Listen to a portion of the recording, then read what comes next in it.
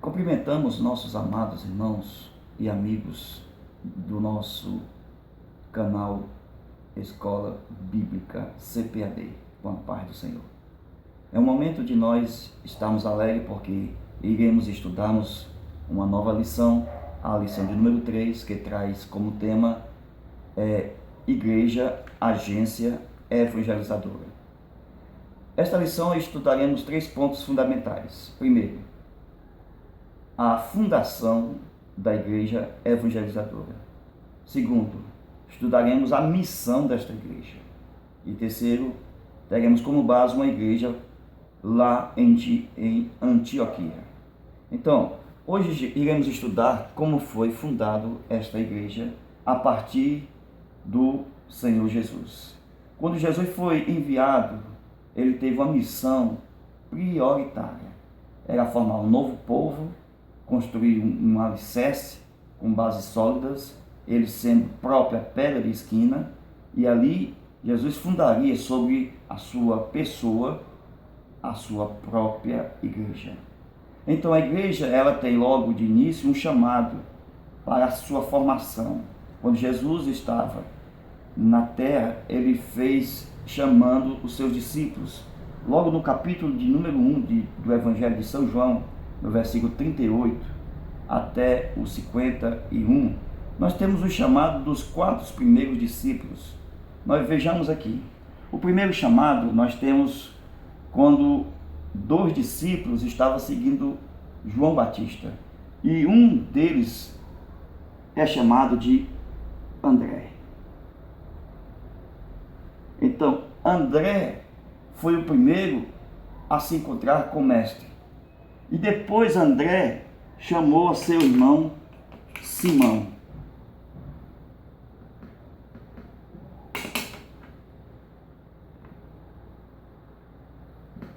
Simão, que no dia seguinte, Jesus encontrou com Felipe. Felipe evangelizou Natanael.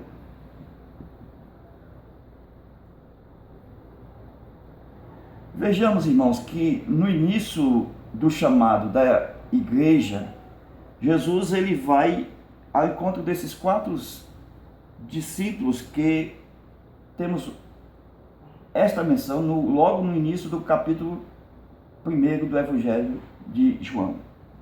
A princípio, quando Jesus se encontra com André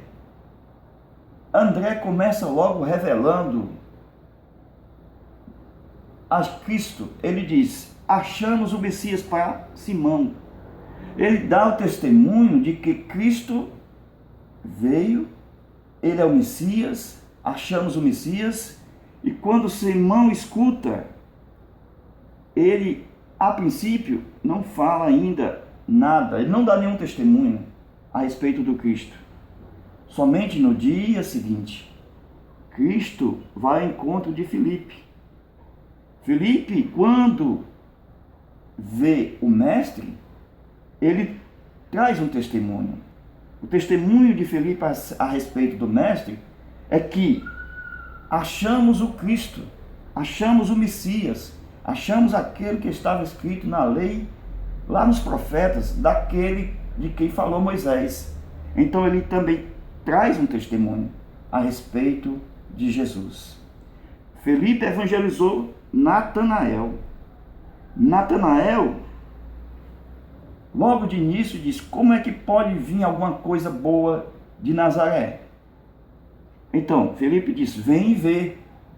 Natanael, ao encontrar-se com Jesus, foi diferente desses 2.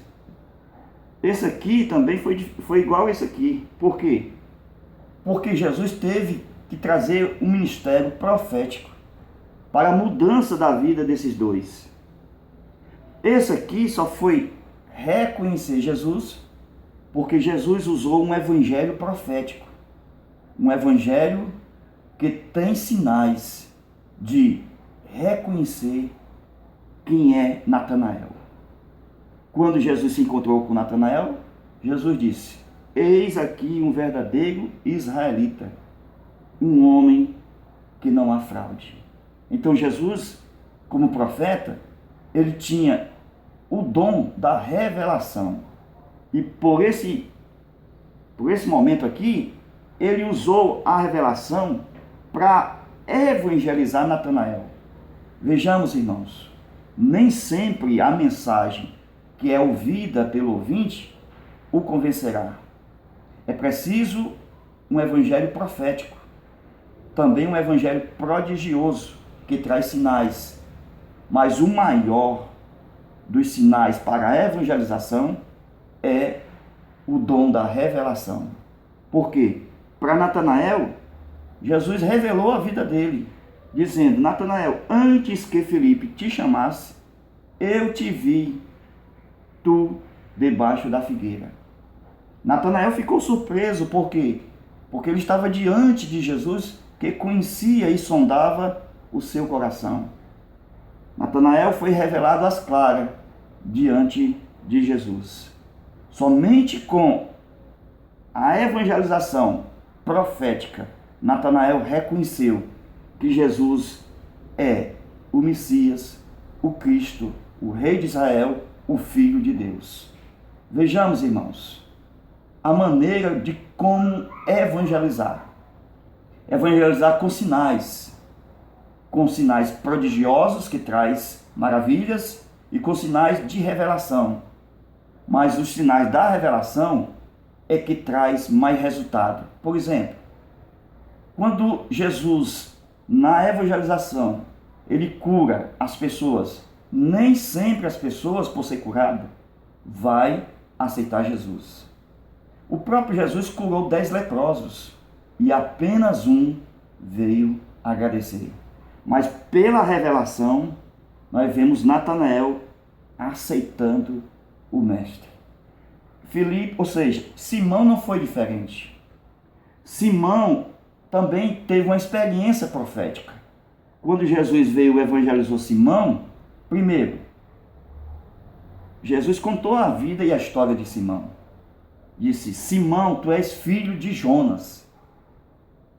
Jonas, todos nós conhecemos, é o nome do profeta lá do Antigo Testamento, que a palavra Jonas significa pombinha murmuradora.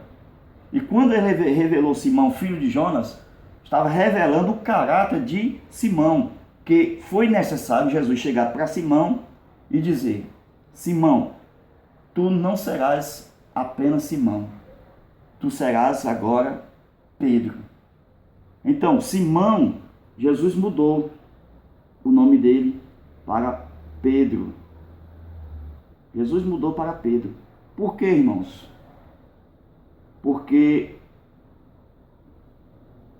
a maneira de conseguir ganhar a Simão foi com revelação, mostrando que Simão, ele era filho de Jonas, e Jesus mudou o nome dele. Por quê? Porque é a maneira de Deus trabalhar em certas pessoas. No Antigo Testamento, Jesus, como Deus estava lá, que chegou diante de Abrão, mudou o nome para Abraão. Chegou diante de Sarai, mudou para Sarai. Uma experiência entre homem com Deus. E em certo momento, Deus muda o nome da pessoa. Por exemplo, Jesus se encontrou com Saulo de Tarso e mudou o nome dele para Paulo. Então há momento que Jesus muda o nome, porque para mostrar para ele que ele agora é um homem nascido de novo. E que o nome Simão é o nome do velho homem. E que agora ele é chamado de Pedro, que quer dizer uma pedra, que ele será agora colocado no alicerce da construção desse novo edifício, que é chamado a Igreja do Senhor. Então, qual foi o testemunho de Pedro, irmãos? Pedro ainda no começo não deu testemunho, não levou ninguém para Jesus. Isto custou muito caro na vida de Pedro. Por quê? Somente lá na frente Pedro vai dizer, não por si mesmo, mas pelo Espírito de Deus, vai revelar quem é Jesus. Uma maneira que Jesus queria que, ao revelar a vida de Pedro, Pedro reconhecesse instantaneamente e testemunhasse de quem era Jesus. Mas isso custou muito caro, porque na trajetória da vida de Simão Pedro, teve muitos altos e baixos. Custou a sua vida, porque no momento da trajetória, Pedro negou Jesus por 3 vezes. Isso foi muito lamentável. Quando nós não testemunhamos de Jesus, ficamos fáceis para até mesmo negar o Mestre. Por isso que é melhor nós reconhecermos de imediato quem é Jesus e sairmos proclamando que Jesus é o Rei, é o Senhor e é o Mestre. Então, o que eu observo nesta palavra é que o Evangelho, apenas ouvido, ele pode trazer alguém para Jesus. Mas nem sempre todos virão. Algumas pessoas precisarão vir através da revelação. E Natanael veio porque Jesus o revelou. Simão veio porque Jesus o revelou. Uma outra pessoa que foi revelada, que veio, a samaritana. Então, a samaritana, irmãos, que Cristo foi até ela, nós sabemos a história lá no capítulo 4 do Evangelho de João, que Jesus, ao passar entre a Judéia e a Galiléia, no meio do caminho tinha Samaria. E Jesus disse, é necessário passar por Samaria. Por quê? Porque lá tinha samaritana. Ali começou logo dizendo de início que o evangelho que chegaria até a samaritana é um evangelho profético. Porque era necessário passar por Samaria. Jesus já tinha visto ela antes de chegar lá. E quando Jesus chega lá, a samaritana, em primeira mão, vê como um judeu, como qualquer judeu. Porém, Jesus, ao pedir água, e ela, ao conversar com Jesus, e Jesus começa a revelar a vida dela, ela sente o impacto da revelação. Porque Jesus conta a vida dela, Jesus diz quem é ela, e agora ela diz que Jesus não é simplesmente um judeu. Mas pela revelação ela diz, tu és o profeta, tu és o Messias, tu és o Cristo, aquele a quem nós estamos esperando. E ela foi logo anunciar, foi logo testemunhar que Jesus Cristo era o Filho de Deus. Então a samaritana foi uma única mulher que levou uma obra missionária para os samaritanos, mesmo quando era um trabalho dos 12 apóstolos, quando Jesus trouxe a comissão para eles evangelizar Jerusalém, Samaria e até os confins da terra. Não foi os 12, mas foi a mulher samaritana que deu o pontapé inicial naquela obra evangelística. Então, meus amados irmãos, para encerrar essa parte, Pedro, quando ele revelou Jesus, que ele era o Filho de Deus, foi positivo. Muito positiva a revelação. Corretíssimo. Mas ele negou. Pedro negou. E na soma da vida de Pedro, nós temos o mais e o menos. Isso aqui vai dar menos. Mais com menos dá menos. Então não foi Pedro que revelou Jesus. Foi o Espírito Santo na vida dele que revelou quem era Jesus. A importância disso nós vemos que Pedro vai passar pelo Atos 2, ser revestido do poder do alto, e ele vai passar por João, capítulo 21. Aqui vai ser um momento crucial da vida de Pedro, pelo simples fato de ele não ter reconhecido de início Jesus Cristo como Messias, como Filho de Deus, como Rei de Israel. Por quê? No capítulo 21, Jesus chama ele para conversar, porque Jesus queria Pedro na obra missionária. Mas, quando Jesus conversa com Pedro, Jesus pergunta 3 perguntas que vai de encontro ao que ele fez, porque ele negou 3 vezes E agora Jesus pergunta: tu me amas? Tu me amas? Tu me amas? E ele agora vai ter que confessar: sim, Senhor. Sim, Senhor. Tu sabe que eu te amo. Então foi um momento histórico de uma pessoa que negou Jesus, chorou amargamente, se arrependeu porque foi diferente de Judas, embora o pecado tenha sido o mesmo, porque Judas traiu Jesus, enquanto Pedro negou 3 vezes. Mas Judas não se arrependeu.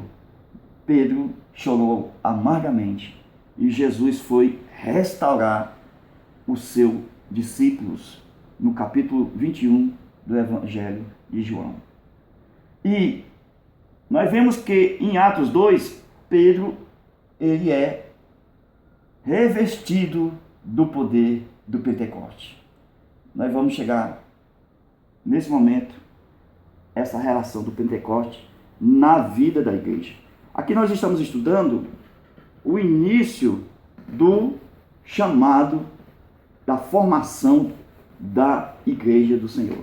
Agora nós vamos estudar um pouquinho sobre a sua obra missionária. Jesus, ao salvar os seus discípulos, quando ainda eram 12, Jesus, veja aí, a multiplicação dos discípulos. Jesus chamou 12, depois nós temos 120 irmãos no cenáculo, depois de 120 irmãos, na ressurreição, Jesus se apresentou vivo e se mostrou a 500 irmãos. Já na pregação de Pedro, depois do Pentecoste, nós temos salvação de 3.000 almas pela mensagem de Pedro. Depois Pedro pregou a mesma mensagem e somou com mais 2.000 almas. 2.000 almas. Então, já aqui, nós já estamos com 5.000. E vai mais para frente. Nós temos Estevão, acredito que lá já estava com 10.000 almas. E lá vem mais Filipe, lá vem também Saulo, que Jesus deu o nome de Paulo. E hoje a igreja. Irmãos, a igreja não para de crescer. É uma igreja profética, prodigiosa, que traz Jesus como o maior líder de toda a história. Por isso que a igreja é a maior de todas as épocas. Não tem uma instituição maior do que a igreja. Porque ninguém até hoje conseguiu derribar a construção que o grande Deus projetou e arquitetou. Glória a Deus por isso. Então, irmãos, vejamos aqui a fundação da igreja em Jerusalém. Irmãos, Jerusalém. Importante uma palavra que Jesus disse a respeito dos discípulos, quanto ao revestimento de poder e quanto à obra da evangelização, porque eles iam receber poder para testemunhar aonde? Até os confins da terra. Vejamos, ficai. Isso aqui é muito importante, irmão. Ficai até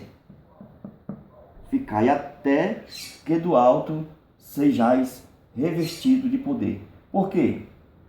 A intenção de Jesus, ficar em Jerusalém até que do alto sejais revestido de poder, é que a igreja não permanecesse em Jerusalém. Jerusalém, irmãos, foi só o início da igreja. Foi a fundação. Mas Jesus em nenhum momento disse: construa a casa para vocês morarem. Vai ser a base da obra missionária. Jesus não falou nada disso. Jesus simplesmente disse: ficai até que do alto seja revestido. Os próprios anjos, quando na ascensão de Jesus, eles disseram aos discípulos: olha, varões galileus. Eles mostraram que os homens eram da Galileia e que Jesus já também havia dito: ficai até. Então eles tinham que, depois do batismo com o Espírito Santo, recebimento do poder, eles poderiam testemunhar, mas não ficar lá. Era uma ordem do mestre que não foi cumprida. Ela foi desobedecida. Porque Tiago arranjou uma casa por lá e colocou lá a igreja para funcionar, e se reuniram ali os seus discípulos, o discípulo do Senhor. Porém, Jesus já sabendo, irmãos, isso aqui é importantíssimo, ó, que Jerusalém, ó, seria destruída. Muitas pessoas vão falar pouco sobre isso aqui. Por quê? Porque a destruição de Jerusalém, ela foi profética. Jesus disse, não ficará pedra sobre pedra que não seja derribada. Também no Novo Testamento, tinha profeta, um homem chamado Ágabo, que profetizou sobre a vida futura do apóstolo Paulo. E com certeza ele profetizava na igreja. E uma das profecias básicas era a destruição de Jerusalém no ano 70, depois de Cristo. Como é que Cristo vai estabelecer uma igreja em Jerusalém se a cidade que a igreja vai estar vai ser destruída? Não pode, irmão. Por isso que a igreja não poderia ficar em Jerusalém. Ela tinha que sair de lá, ficar e até Jesus sabia, porque era profeta. E quanto à base missionária, ela aconteceu não na igreja de Jerusalém. Nós vamos estudar mais à frente. Aconteceu na igreja de Antioquia, de onde nós temos o envio do apóstolo Paulo. Paulo nunca foi enviado de Jerusalém. Paulo só foi enviado da igreja de Antioquia. Então, observamos aqui o seguinte, irmãos. Jesus, ele morre. Uma coisa muito importante de nós aprendermos agora. Jesus morre na Páscoa. Certo? Ele morre na Páscoa. Lá na cruz do Calvário. Ele passa 3 dias. 3 dias. Sepultado. Entre a morte e a ressurreição. Certo? Da ressurreição até a assunção, quando Jesus sobe aos céus, a assunção, nós temos na ressurreição, que Jesus se apresentou vivo aos discípulos, a 500 irmãos, temos 40 dias. O mesmo período que ele passou no deserto, sendo tentado pelo diabo, que estava longe dos discípulos. Então ele está pagando aqui para ficar com os discípulos. Ele não deve nada a ninguém. Então nós temos 3 dias mais 40 dias. Na Assunção, ele promete, faz uma promessa. Ficar em Jerusalém até que do alto seja revestido de poder. Aí bem aqui, ó, nós temos o Pentecoste. Pentecoste. Certo? Vejamos, irmãos. O Pentecoste é 50 dias. Vejamos. Ó, 50 dias após a Páscoa. Então, da Páscoa até o Pentecoste, da Páscoa ao Pentecoste, 50 dias. Na contagem aqui, nós temos Jesus morre na Páscoa, passa 3 dias entre a morte e a ressurreição. Jesus ressuscita, passa 40 dias com os discípulos. Depois ele é assunto aos céus e promete o batismo com o Espírito Santo. Não muito depois desses dias. Então, calculando aqui, nós temos na Bíblia 40 dias e 3 dias. Já temos 43 dias. Se são 50 dias para o Pentecoste, falta quantos dias? Então, 7 dias que a igreja permaneceu no cenáculo 24 horas, esperando a promessa do Pai. Então, essa é a contagem real. Quantos dias eles esperaram para o Pentecoste? 7 dias. Glória a Deus por isso. Então, irmãos, nós vamos estudar um pouquinho a respeito agora da obra missionária ali em Antioquia. Vejamos o que diz a nossa lição. A nossa lição, ela trata da igreja em Antioquia, uma igreja missionária. Não sabemos quem fundou a igreja em Antioquia. Aqueles obreiros anônimos, porém souberam como edificá-la na palavra de Deus e no poder do Espírito Santo. Dentre os seus membros saíram os primeiros missionários transculturais do cristianismo. Uma igreja completa. Uma igreja completa. Embora não fosse a sede, fosse uma congregação, era uma igreja completa. Meu irmão, tinha os dons que Deus deu à igreja, lá em Efésios 4:11. Deus deu pastores, profetas, mestres. Tinha lá, irmãos. Na nossa lição vem dizendo, em Antioquia o ministério era completo. Ali havia profetas e doutores. Atos 13:1. Entre os profetas tinha aquele que eu mencionei, o Ágabo. Eles souberam como preparar a igreja para evangelizar os gentios, ou seja, os gregos, os romanos e os bárbaros. Então, a obra missionária deve ser nossa prioridade, ou não conseguiremos dar cumprimento à grande comissão.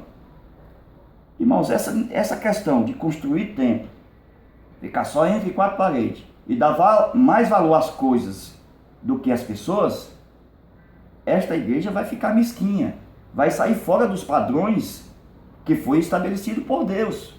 Deus deu uma missão prioritária. Templos, segunda mão. Almas, em primeira mão. Quando a igreja valoriza mais as coisas do que as pessoas, ela saiu do foco. E pode ter certeza, vem perseguição, como aconteceu em Jerusalém. Saia de Jerusalém. Não saiu? Veio perseguição. O próprio Tiago morreu. A sua cabeça, ele foi decapitado. Quando Pedro foi preso, ele saiu da prisão, ele disse: avisai a Tiago. Porém, Tiago já estava morto e Pedro não sabia.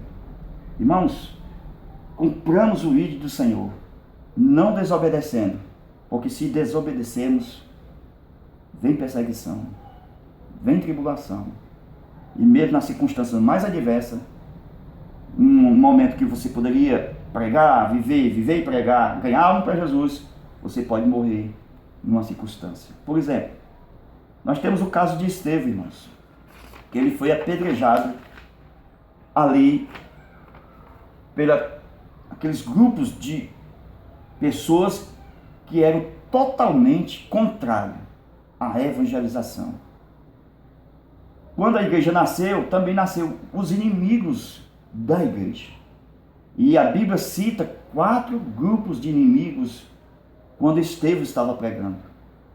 A Bíblia vai mencionar ali os libertinos, os sirineus, os alexandrinos, os da Cilícia e da Ásia, que, para tentar impedir a obra da evangelização, eles a princípio, não conseguiram com palavras, porque o homem de Deus estava cheio do Espírito Santo e eles, os inimigos, não resistiram a Estevão e não tinha como parar a obra de Deus. Foi necessário eles pagarem e fazer suborno a fim de mentirem para que Estevão morresse. Então, Estevão morreu, mas Deus levantou outro lá na frente, que nós conhecemos como Saulo de Tarso. A história de Saulo de Tarso, meus irmãos, nós temos na Bíblia como algo muito importante, porque era Pedro que foi escolhido antes de Saulo para uma obra missionária aos gentios. Pedro foi escolhido por Deus numa visão que Pedro teve.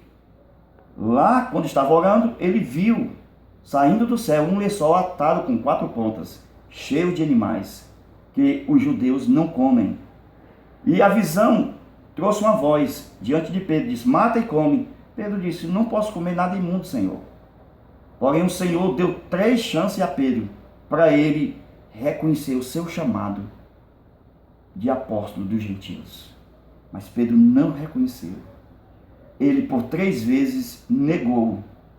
Foi necessário, irmãos, que o Espírito Santo viesse até Pedro, porque enquanto o Espírito Santo estava querendo revelar a Pedro uma obra missionária, o anjo do céu desceu até Cornélio, revelou aonde estava Pedro e enviou homens até Pedro.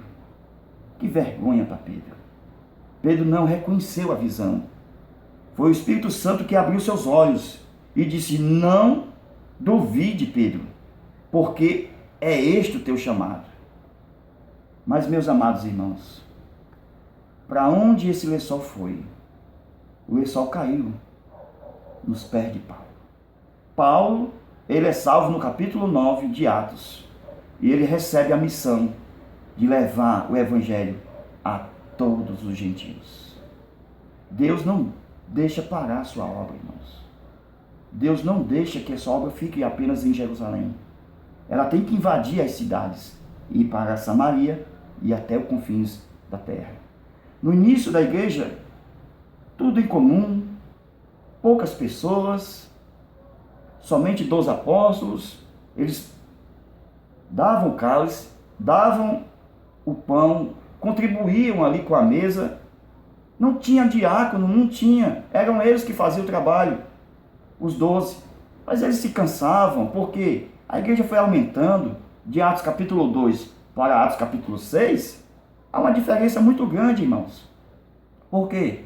Porque em Atos 6 a igreja já é numerosa, é uma igreja mais trabalhosa, aonde era necessário. Os apóstolos viram isso.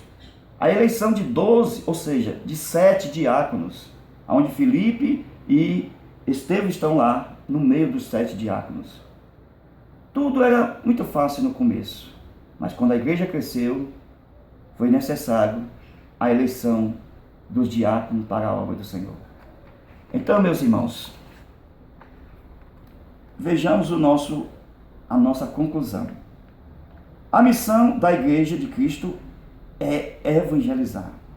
Retornamos, pois, ao cenáculo, a fim de que, no poder e na virtude do Espírito Santo, alcancemos os confins da terra. Nenhum evento, enfatizamos, é mais importante e urgente do que ganhar almas para Cristo. Nenhum evento. Pense nisso. Busque ganhar para Jesus aqueles que estão morrendo sem ter esperança de ver a Deus. Eu gostaria de encerrar agradecendo a Deus por sua vida, por nossa vida e por muitos inscritos que nós temos no nosso canal atualmente. Nós já estamos aí chegando na casa dos 300, para a glória de Deus. Isto nos traz muita alegria. E fica conosco, assista nossas aulas, marque aí no joinha, se inscreva em nosso canal, porque é bênção pura para você e toda a sua família. Fica com Deus. Amém. Que Deus nos abençoe.